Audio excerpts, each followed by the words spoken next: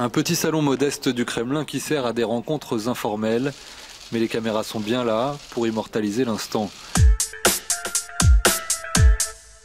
Marine Le Pen a enfin obtenu la rencontre censée lui octroyer sa stature internationale et elle a du mal à cacher son émotion.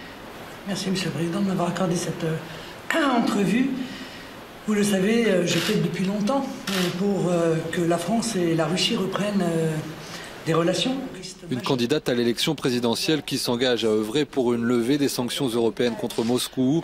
Vladimir Poutine ne peut qu'approuver, même s'il se défend de toute ingérence dans le scrutin. Que vous dit cette image de 2017 à la lumière de 2022 ? C'est une image qui est très importante parce que la réalité, c'est que au fur et à mesure des années et au fur et à mesure des choix qui ont été faits par l'Union européenne, la Russie n'a eu de cesse que de s'éloigner en fait de l'Europe. Moi, je pense qu'au départ, Vladimir Poutine, il souhaitait que la Russie ait des relations avec l'Europe et accessoirement avec la France. Et à force de l'en avoir éloigné, il s'est tourné vers la Chine. Je pense que c'est une très mauvaise idée qu'on a eue là d'ailleurs, hein, parce que il est beaucoup plus dangereux de voir la Russie avec la Chine que la Russie en ayant des relations avec l'Europe. Mais là, on est 2 ans en fait après les attentats du Bataclan.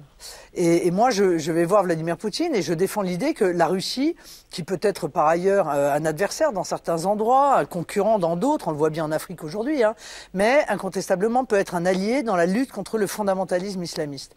Et je n'aurai de cesse d'ailleurs que de pouvoir rencontrer des dirigeants de pays pour organiser, en fait, sur des sujets qui sont des sujets qu'on peut avoir en commun, des points de convergence. Vous voyez, là, je rencontre Vladimir Poutine. J'ai rencontré il y a peu le Premier ministre polonais. Pour le coup, les deux peuvent pas s'entendre, hein. Ils se détestent cordialement. Leurs pays sont dans une guerre diplomatique majeure. Mais parce que je pense que c'est le rôle de la France. Le rôle de la France, c'est d'être cette puissance d'équilibre, c'est d'être à équidistance, c'est d'être capable de parler aux uns et aux autres et accessoirement, le moment venu, de rapprocher les positions des uns et des autres. Mais dans cette visite et dans cette poignée de main, il y avait un peu plus que des considérations stratégiques ou de la réelle politique. Il y avait, et vous l'avez exprimé, une forme d'admiration pour Vladimir Poutine. Enfin, écoutez, vous l'avez dit. Est-ce qu'elle a faibli depuis cette admiration? Non mais, pardon, mais essayons d'avoir une vision un petit peu cohérente.